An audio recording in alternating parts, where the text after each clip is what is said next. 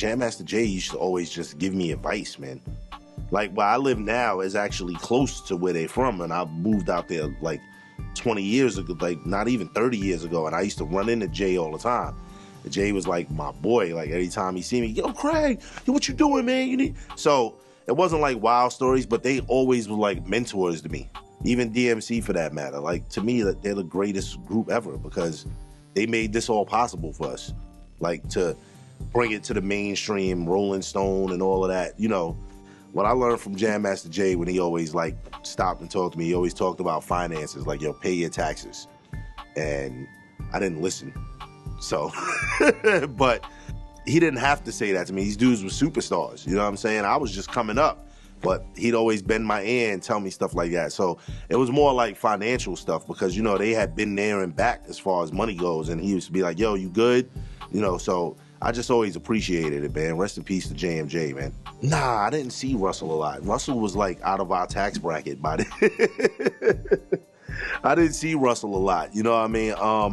I used to go up to Rush Management all the time because Francesca Spiro, rest in peace, worked with Marley closely. And, you know, it was crazy. I got a crazy story about that, and it's not really on tour. Here's one ill story. When I did my second album, Now That's More Like It, Marley was working on Mama Said Knock You Out.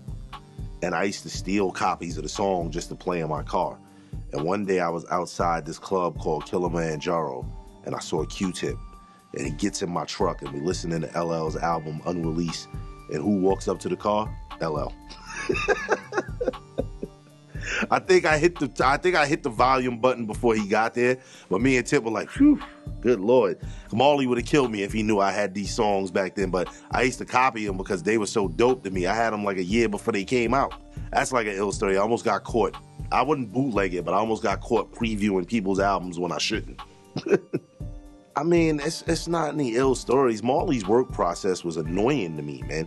Like, I love Marley to death, but he could stay up for like hours on end and then like fall asleep sitting in a chair, still nodding his head to the music, and then wake up and go right back into what he was doing.